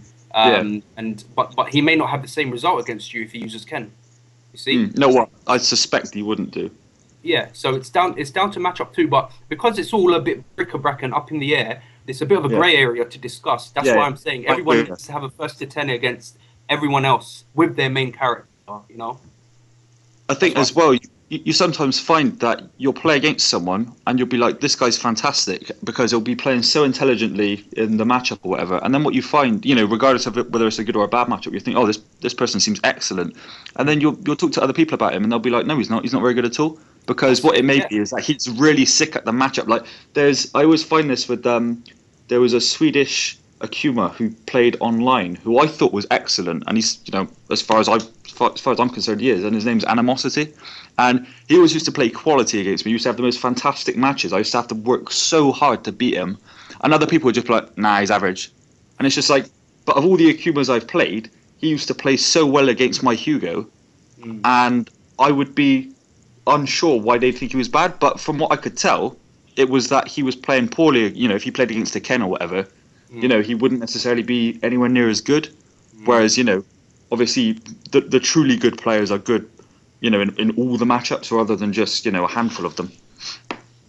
And it keeps coming back to the whole, it's divided opinions, obviously, because what experience somebody may have against someone else, and it may have been a limited bit of experience as well. Somebody may have an opinion of another player, and he may only have ever played him like once or twice, like ever, and clutched it out and got lucky and won, and didn't really read between the lines as to what happened in the match, and maybe see that actually that guy is actually really, really good. He was trying certain things and they just happened to not work in that match because you had a just guess and you guessed right. But in general. Okay. Right. Can I just say one more sure. point though? No, I go ahead. think- Go ahead. Go man. Yeah, I think that though, yeah, discussing things like that, it's interesting, but I think overall, especially for the UK, I think the level, myself included, I think everyone's level in comparison, and I hate to compare, but in comparison to other places, obviously Japan, but they're miles ahead of everybody in the game. But even Europe and America, we're so far behind. Like we're so far behind. There's no point discussing who the best player is. We should all just try to become better players, much better players actually, much better players. We don't really capitalize in so many situations that we're put in different matchups. We don't capitalize the way we should. That's to leave it like, you know, kind of as a last comment on that topic. That's what I would say. No, that's definitely fair enough. I've heard that comment said about a lot of other scenes, such as especially like KOF. Damn, what do we do really well at? I mean, we do kind of okay at SF4, you know, the I-47 series or the 25th, with anything to go by, Justin Wong getting properly bodied by Problem I X. think he's quite good at Mortal Kombat 9. Yeah, he started off at that, and then he sort of made the rather clever decision to sort of do a more popular game. But anyway, where was I? Okay, never mind Europe then. How about Japan? So, without a doubt, it's Kuroda. What is the overall best, or? Yeah. If a guy could win... I actually don't watch much Japanese footage anymore. Well, like, you know, a couple of years back I used to watch all of it. But, so I mean, like, my opinion definitely can't be taken seriously on the Japanese anymore compared to how it used to be. But, from players that I like watching the most, I absolutely love watching Piero's Remy, because as someone who dabbles with Remy myself, Remy is a really, really hard character to use. He is so difficult. And on top of that, even if you use him properly, he's still one of the worst characters in the game. So seeing him used, how he gets used by Piero at the top level is just absolutely fucking brilliant. So, okay. I think... see, the thing is, yeah, if you had to say the strongest player, and then you can go back to that argument, well, strong with multiple characters or just strong with one character. If I had to say strong with one character, in my opinion, I think it's MOV. I think it's MOV. But my favorite player, in terms of the fact that he uses a character that isn't as strong and does really, really well, actually, is TM. The Q player. TM is sick. Yeah, and for entertainment, RX wins it easily. No one can entertain the way he does. That's it. Okay. Of course, we got some honorable mentions from Nuki, if anything, just for his commentary, and I actually understand a bit of Japanese. It's just ridiculous. I don't think there is any more. I don't think there is any more anybody on this planet that can get as hype as him. And you know what the funny thing is? A lot of people are asking me, yeah, what's he saying, Skirmish? And you know what? I actually have to reply back to him. He's not really saying anything special. He's literally just saying, "Oh, he got hit! God damn it, he got hit!" And that's all he's saying. But he's saying it in such a manic sort of, the man's too OP in commentary. Yeah. He definitely makes the most of the like Danny Sen ranking battles and stuff more interesting. You know, it makes it more fun to watch. But ultimately, like, I just want to see really good gameplay. And sometimes his commentary can make the gameplay seem even better because he's getting hyped along with what's happening at the time in real time. And it's like, you're like, yeah, that was sick, you know. And you feel like it was even more sick when he's just chatting and well, I can't understand in Japanese, but I can tell when he's getting excited about what's going on. No, seriously, this is what really baffles me. It's like, I think I was around a little house session, and I think it was like Cheat Widget. He was just asking, what's he saying? And I'm just saying, he is just literally saying, he's saying, oh my god, that's it. He's just literally saying, oh my god, he got hit, and that's it. But he's saying it in such a hype way, and obviously you sound it in Japanese. You just think it's the most hype thing. But he's saying, no, it's just literally, oh my god, he got hit, he got hit, and that's it. And that's what I was just translating. I was just thinking, oh wow. But now sorry, we can go on about Yuki for ages. Guy's too OP. But okay, because we're getting near the time, and people have got some question and answers. But your performances at I-47, so TrueMight, because Yeah, because Rigel's been up in the lead. So, yeah, like I said, at I-47, you surprised a lot of the stream mods who were saying, my god, it's a Hugo player! And then promptly got defeated. I've forgotten who it was. It might have been that French guy. Well, it was Momochi. Oh, yeah, that too. No. Well, actually, when I got to the event, I was playing terribly because basically SMBF crew were running late in the car, so late that we thought we were going to miss the tournament entirely. So we arrived bang on when the tournament was supposed to start. Didn't get any warm-up games at cold hands and stuff like that. And I managed to sit down and get one like casual best of 3 set with one person before the tournament started, which it turned out that it was Billy Kane, and I was playing on this horrible stick, which I think it was a SFXT stick, and it felt horrible. I was struggling with the controller, and I was playing against one of the top players in Europe, and I got battered, and that was my warm up. And then in the tournament, thankfully the first couple of people I played were really inexperienced, so I was kind of a bit concerned with my play because I couldn't have beaten any competent players in those first couple of matches. I'd have been destroyed. So I was I think I played Ryu for one of the matches, and I think Hugo in another one, and then Ryu again or something. Just because I often warm up better with Shotos, and I blagged my way past the first couple of people, and then had a game against Jinty, who's a good Yang from Birmingham. And I managed to edge him out. I got a bit lucky in that set because I dropped quite a bit, and I suspect he probably made a couple of mistakes he would have been unhappy with it as well. But it was a decent game, and I managed to blag it. And then I just remember someone coming over and saying, "Oh, you've got Momochi in the next round in top 16." And I think a lot of people get nervous when they hear stuff like that, or maybe a bit defeatist. And I don't believe in that kind of attitude, because I think that if you don't go out there expecting to win, you're definitely not going to. So I was kind of ready for it, and I was like trolling him a little bit when we were sitting there waiting for our games off stream, because I was showing him my Detel stick, which I'm notorious for. So shout outs to Detel for making the best controllers. But yeah, he didn't look too impressed with my stick for some reason.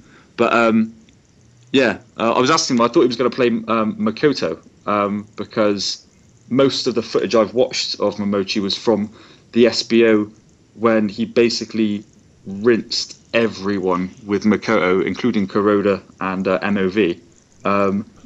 And so I asked him if he was going to use it, and he said no, Yun. So I was like, okay.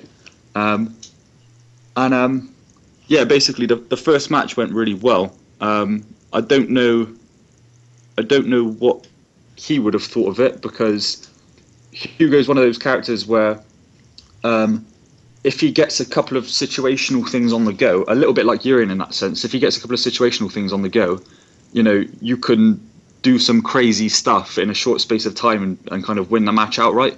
I got a 720 on him, which was probably the most hype bit of the set, was when I got a universal overhead which went over his medium punch shoulder when I was in the corner, and then 720'd him from the other side. And basically, in that situation where Hugo's 720'd you with you in the corner, this is pretty much the most overpowered situation where Hugo goes from being low tier, whatever he is, to being pretty much top tier until the situation changes, because Hugo gets a free, disgustingly ambiguous mix-up, where basically I faked out with a meaty clap, which was a couple of frames early, designed to whiff, hoping that he'd either block or option parry, and I'm not sure which he did, but he did one or the other, and so it was a fake out and went straight into a 360. And from there, if you've got a 720 and a light punch 360, you've almost beaten Yun already. It's only going to take another 2 or so hits, even if it was from the start of a round. So so that went really well in the first match, and then he switched to Urien, which I was kind of surprised he didn't switch to Makoto, partly because I'd asked him about it. So I thought maybe he'd have clocked that I was wary of him picking Makoto, and would have done that to spite me, but he went with Urien anyway, which was a good choice, because Urien is a good you know, like Hugo's a good match for Urian if you play keep away. And he beat me quite comfortably, but I was really disappointed about my performance against his Urian, because even though undoubtedly his Urian would be better than my Hugo, and you know, I think you could see that in the match, he didn't really do anything which I've not seen before or played against before. And I know that matchup very well because of playing against people like Raju and other, you know, Urians in Europe. So it's very frustrating when you know a matchup very, very well, to lose, regardless of who the player is. And there were a couple of like kind of key moments in the match. For example, I parried on 2 different occasions. I think I parried his tackle, and he went. Basically, I was overly ambitious because I went for a parry into a 360 on 2 occasions, I think, and he went for a super off the tackle, which I parried, and the super freeze makes it really easy to fuck up the 360, and I went for it anyway, to be ambitious and get the damage, and I think on both occasions it didn't come out, and I got standing fist punch the first time, and I can't remember what I got the second time, but you know, you can't afford to do that, and then you know you find yourself eating the edges in the corner, eating a combo and all that lot, and it really punched me hard. But yeah, I was quite disappointed because, as far as I'm concerned, if I won a match versus his Yun, then in 2 matches against his Urian, I stand a better chance. I actually considered it that he'd inadvertently counterpicked himself, because I know the Urian matchup way better than the Yun matchup. But yeah, so I was disappointed about that. And then I played Criminal in the next match, who's a decent Ibuki, and I basically got exposed for my lack of practice of the matchup. I'd made some dumb mistakes, which you know, like really dumb mistakes from like lack of practice of that one, because I think it was the key mistake which cost me in that set, like more than any other, was I blocked, I think it was an EX SRK, and Ibuki cancelled into air super, and I blocked it and thought I'd have enough time to do a dash in 720, which apparently turned out was pretty much the worst thing I could have done. So I ate a full combo for that, and against Ibuki, if you eat full combo, you're going to be dizzy in no time. So I went out after that. But yeah, I think overall, I mean, in all honesty, the only opponent I played, you know, pretty well against was Momochi. Ironically, I do tend to pull it out, you know, against the best players, I suppose. But yeah, I was still ended up disappointed with my performance against his Urian. But fair play to him, because obviously his Urian's better than my Hugo. Okay. Well, at the end of the day, you got your turn on the, you know, on the world stage. So it's all gravy, and it was a good experience, even though. Oh, definitely, yeah. Rigel, so what are you saying about how you did at I-47 then?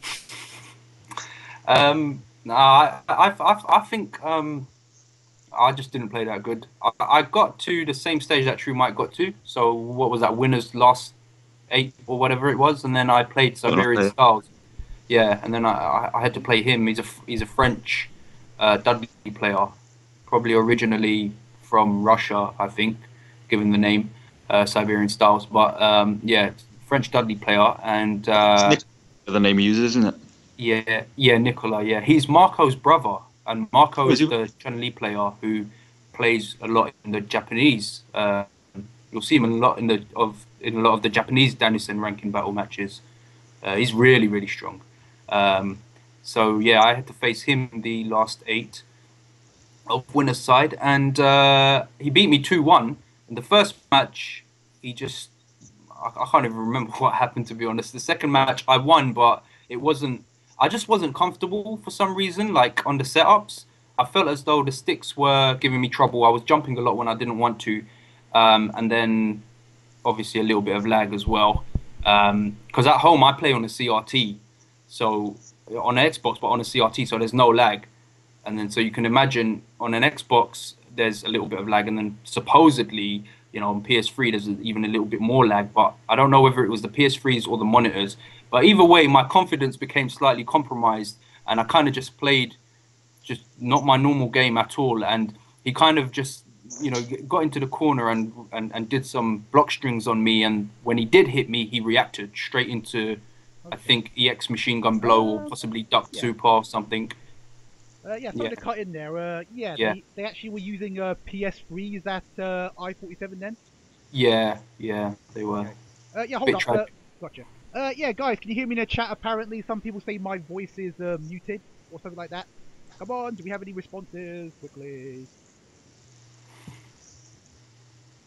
No? Ah.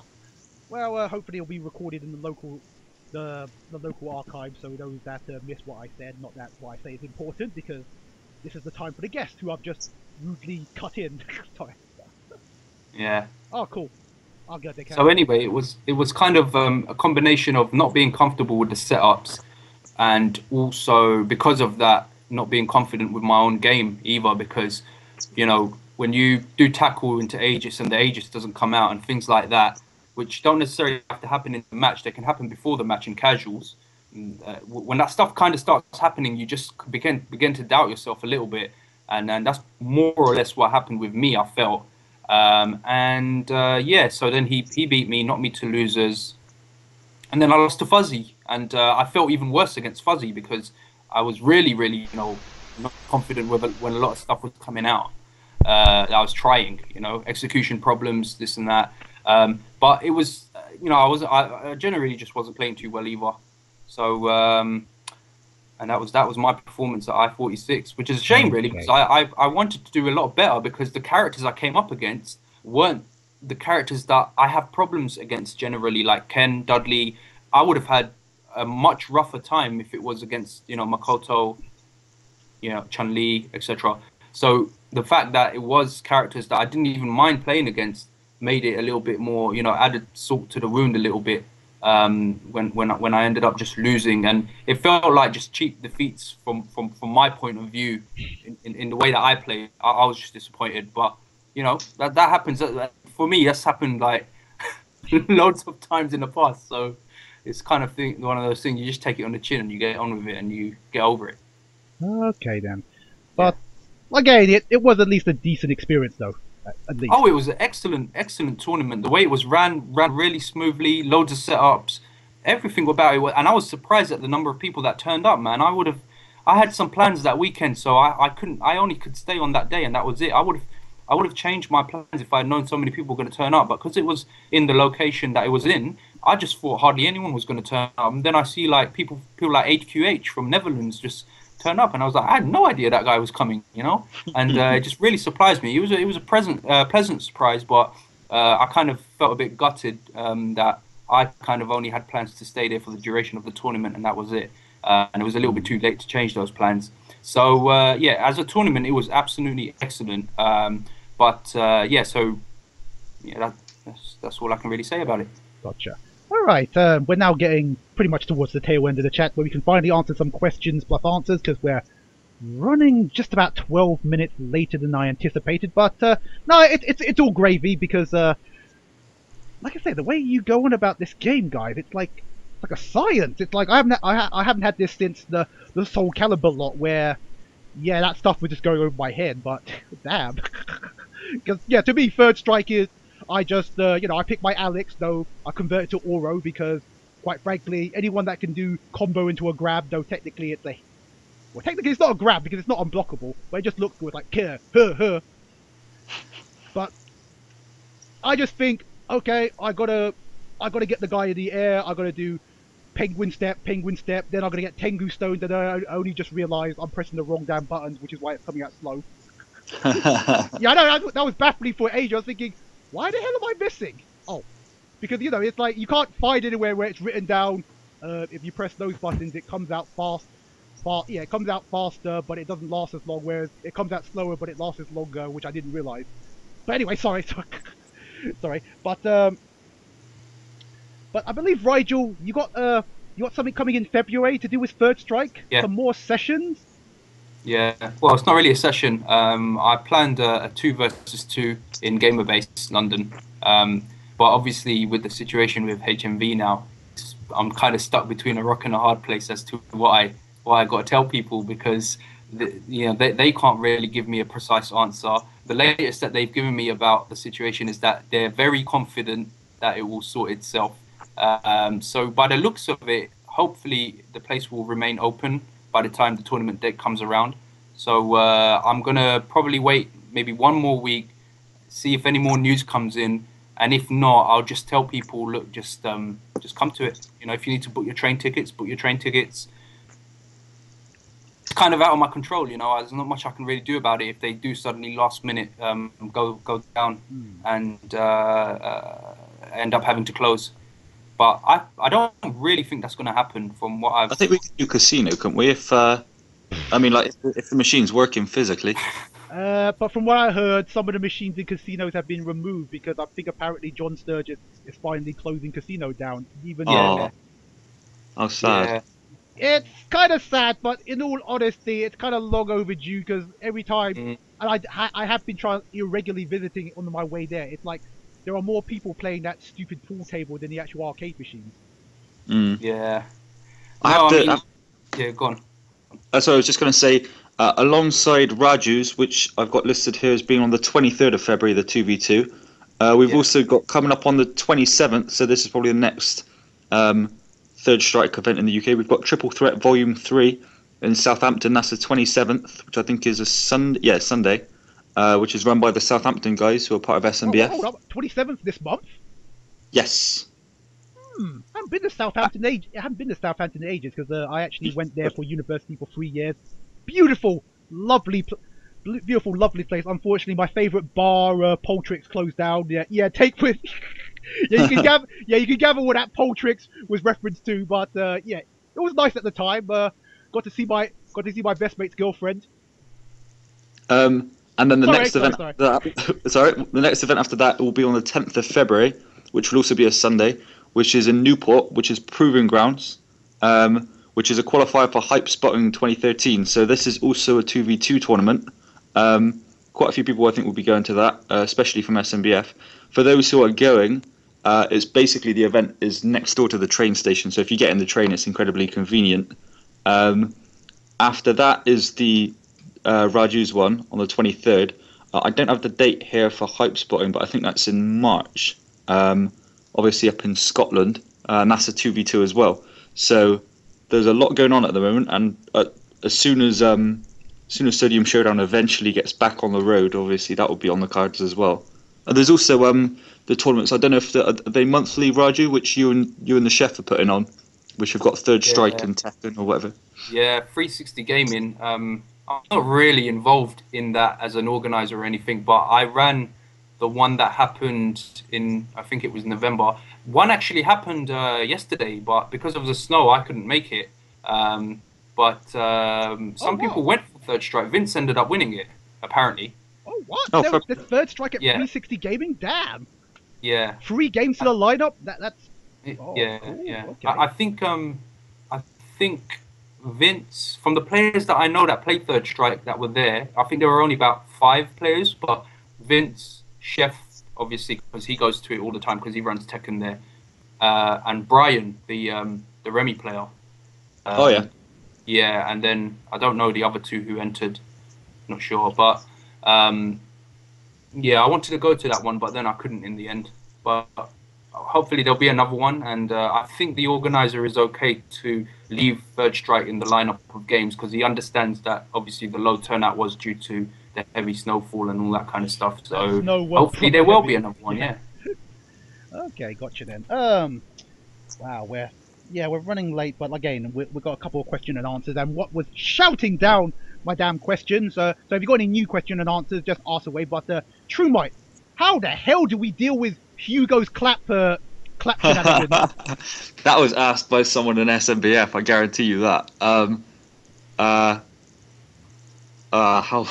Where to start? Well, the thing is, that was a trolley question because I actually saw Demo suggest that. It was either Demo or Monkey Punch suggesting that. So it's up to you whether or not you want me to answer that or whether or not you want to write it off as a troll question, because there can be a serious answer, but they're asking it for trolley reasons. Oh, darn. I get trolled again. It's my fault, I guess. I take everything seriously. Thanks, guys. It's like, it's not as if I'm, setting up all this equipment. I'm paying for that stupid Skype premium, which I only use just for this. And you troll me. All right, give the answer anyway. Well, basically, defending against claps is one of the most awkward kind of situations to find yourself in third strike, especially if you get knocked down.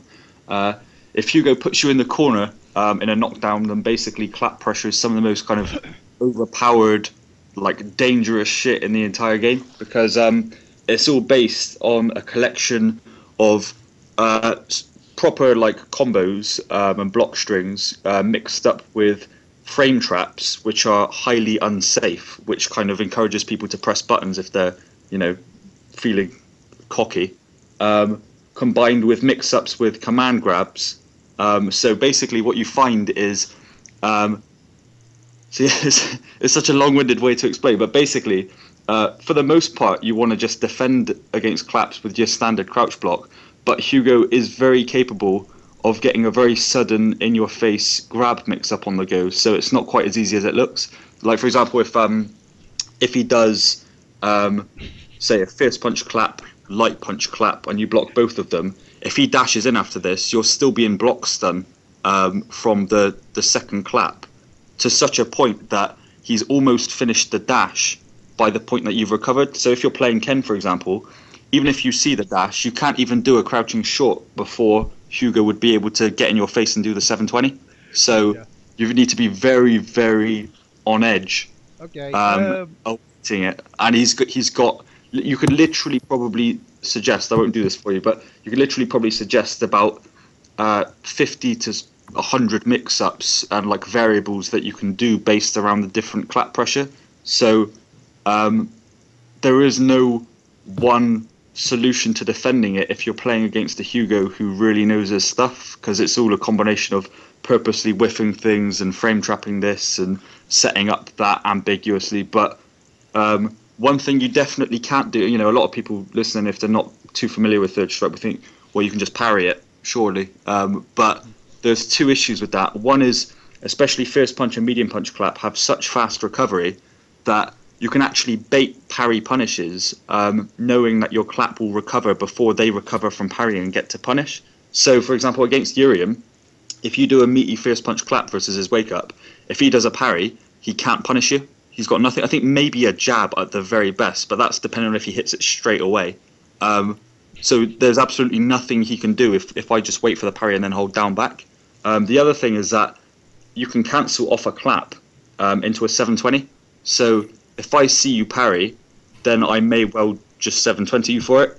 So there's a real mind game going on whereby even parrying is risky as hell. So it's quite hard to explain, but there are so many variables that every single thing he does in the clap pressure strings is highly, highly fallible. There's nothing like kind of too good in a sense, but the combination of all the variables and a player who kind of knows how to abuse them is very, very intimidating. And it's that kind of intimidation and people getting twitchy and kind of taking a guess, and it may not pay off, which results in the clap pressure being like pretty much top tier if he gets you down in the corner. Okay, gotcha. Rigel, what would you say about dealing with clap pressure from your Urium perspective then? Yeah, no, I don't. Obviously, what I've got to look out for if he's got meter, and then if he's claps and I try parrying it, I'm gonna get a 720. So if he hasn't got meter and he does a clap, I don't mind parrying it. Even if I parry and I can't punish him in the end, like he was saying, if it's a fierce clap and you parry it, you can't punish. Is that right? A fierce clap? Yeah. Well, fierce, I think medium as well, although I'm not 100% sure. But medium is very, very fast recovery. So. Yeah. Well, anyway, I've never tried parrying with a jab. Punishing with a jab, but I might have to try that now that you've said that. It might be possible. Though, of course, if I cancel into light punch 360, that would be a jab. So. Yeah, exactly. Okay. Oh, right, yeah. Obviously, the light there's the 360 and then there's the 720 as well. So yeah, I mean, basically from now on, I'm never gonna parry it, man. Oh man, 360. Thanks for the reminder. 360. But the thing is, if you never parry, then like the clap pressure allows me to just do whatever the fuck I want. So that's the beauty of the clap pressure is it's like you have to do something at some point, but whatever you do is prone to getting blown up. Oh man. Yeah, kind of. But if you dash up to me, I can EX headbutt after the clap. Yeah, that's true. But of course, you got to be, like it's quite easy if take for example, if I did like 4 claps in a row the first time, I did 3 claps in a row the second time, 4 claps the third time, and I never once went for the dash in. You get a lot of the time with top players is that they get so used to kind of being respected that sometimes just straight up, I mean, sometimes at the start of a round, every 20 games or something like that, I'll just go straight for a dashing gigas and they'll just be crouch blocking. And it's just like, it's one of those things which when you're expecting it and you kind of are ready for it, it's very easy to get out of. But, against a good player who respects you, they won't give you that kind of opportunity. So when they go for it, obviously you're that bit less likely to be kind of on edge and ready for it, I think. So when you do a clap, say for example, your plan is to do like 3 claps. You want to do 3 claps, and if I parry like the middle one, yeah. Do you do something on reaction like a 360? Is that how your mindset is? I can do, but it has to be. It depends. It's quite hard to explain, but I normally have, when I do a clap, about 3 options in my mind based off that clap that I would be prone towards using, but I'm not necessarily like rotating and fishing for an anti-parry grab off every given clap, because if I was to do that, it would mean that I wouldn't be able to have strings because they need to. No. Sorry. So basically, if you did block the first one and parried the second one, then the first time you do that, odds are I'm not going to cancel into 720 or anything like that. But as soon as I've seen you block one and parry the second, then that is going to be immediately added into the kind of section of variables. So that's what it is. It's about shifting the momentum onto your side by creating a habit of your opponent, or fishing out for habits of your opponent. And I'll be doing the same with Urian. I'll be kind of turtling and seeing kind of what you do, and then make my judgment as to when to do the EX headbutt. And obviously the roles then become reversed. You might see me do an EX headbutt after a certain thing. It may not necessarily be a clap, could be a universal overhead, and you probably noticed. Well, I've noticed certainly. Sometimes when I go for EX headbutt, you go for the air grab. Yeah. And sometimes when I do the universal overhead and I go for it, and then I go for an EX headbutt, you go for an air grab. But I've realized, as of like our recent matches, I just do a standing roundhouse after the universal overhead, and it will hit me. And it beats you. Yeah, but that's what I mean. And then you can just obviously come out with something like a 360. Although, having said that, if my back isn't cornered, if it isn't right at the corner, then I might even be able to avoid your 360 depending on the range that the universal overhead hit you at, because Urian actually moves back a little bit on the on the standing roundhouse, which is really a really handy thing. Yeah. Okay, guys. We've got just enough time for like 2 more questions. I've had some 2 excellent ones. We got from I don't know how the hell you're supposed to pronounce that, AQHNI. How do small scenes level up when they're lacking good players? Raju? Yeah. Well, shout outs to AQH first of all. Thanks for asking the question. Appreciate it. The way to level up in a small scene is to grow the scene. That's how you're going to level up. So even if you're a bunch of noobs playing, don't just stick to being a bunch of noobs playing each other all day long. You're probably not going to learn much, and you're going to limit yourselves to how much you can level up. You need to get other people interested. You need to be a large group of noobs. Then that's how you're going to start to level up, because more ideas come into play, more characters start getting played. You stimulate more, thinking about, how do I deal with this matchup? How do I deal with that matchup? And you level up, then they level up, then next person levels up, and then it's so on and so. Yeah, I think as well, you've always got I know online isn't considered ideal for obvious reasons. Just give me a second. I think my Skype just. All right, there we go. Yeah. Yeah. Sorry? So that's the answer. Okay, gotcha. We got another one from N Stalky, which will probably close us up. Do you think people in the smaller scenes like 3S are more passionate about their games than most of the players on the more popular ones? Because, you guys pretty much going it hard. So yeah, I would say there's some basis for that.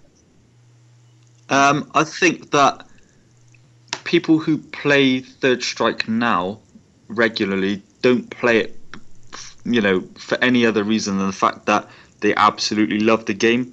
Whereas I think when you've got a new game, which is like kind of, you know, the big thing like Street Fighter 4 or Marvel or whatever. I mean, don't get me wrong, I'm not talking badly of those games, but I do think that it's not just the gameplay with those games which kind of attracts people, but you know, like if you see even just at the SoCal regionals, I think it was over the weekend, you see like this fantastic production where you've got, you know, all this hype and all these, you know, players watching on the big on the big screen, you know, 10,000 people watching or whatever. I think being part of that is really attractive to people, which is understandable because we'd all like that to be the case with our own game. And I think that people who maybe even pass up the opportunity to kind of be involved with those bigger events, you know, in favour of playing, you know, their favourite game at their local session against inexperienced players, you know, you only do that because you absolutely love the game, and probably the people as well. Whereas, like I said, I think that there is that attraction with, you know, kind of the spectacle of the more popular games, which kind of means that maybe people, and especially in the case of Street Fighter 4, which gets a bit of a bad rep for being a bit dry, I think maybe people overlook, you know, little things about the game, you know, maybe in some ways arguably could be a bit less critical of the game because they like kind of the overall kind of buzz around the scene, which, like I said, is understandable. But I just think that Third Strike players tend to be a bit more kind of, it's all about the game, really. Oh, for sure. Definitely for sure. Actually, you know what? Because this is my own damn show. Yeah, here's one last question for both of you. Can I interest either you into some new modern game? Rigel, is there any modern game I could possibly get you into? No. Okay, guess no. All right, safe.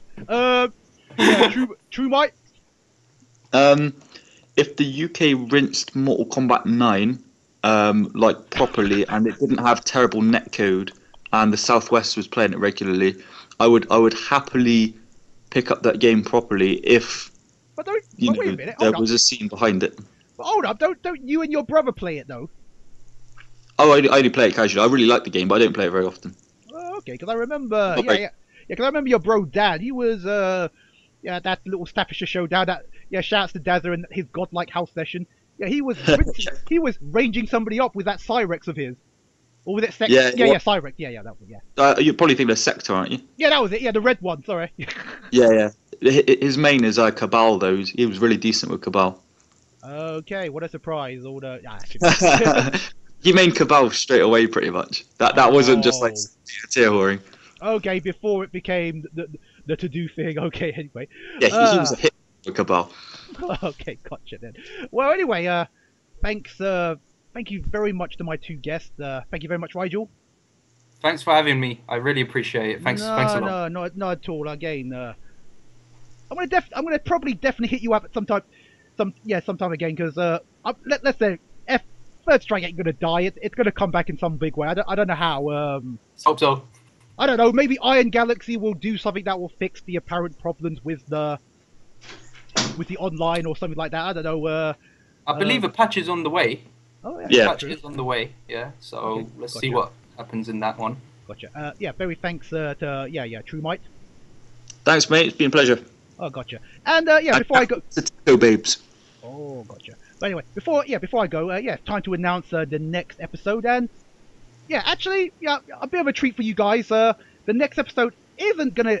You won't have to wait all next week. The next episode will be this Wednesday, as I want to do a special episode to address the the recent issue with HMV, which you just mentioned, Rigel. So we're gonna have Yingen from Manchester Battle Arenas. We'll have Worskeef as well, and possibly Logan. I'm not too sure how we're going to do it yet, but Logan will probably appear in some capacity, and we will discuss those issues since the closure of not closure. I mean how do you say? The sort of troubles HMV are going to affect GamerBase, and obviously GamerBase users being Winner Stays On and Manchester Battle Arenas are effective. We're going to discuss that issue, and it will be this Wednesday, 9 o'clock, same time. But other than that, like I said, thank you guys, and before I go, please remember to, like I said, subscribe to this Twitch channel, my YouTube channel and follow me on Twitter. Other than that, okay, I'll probably see you guys Wednesday. Adios. Bye. Yeah.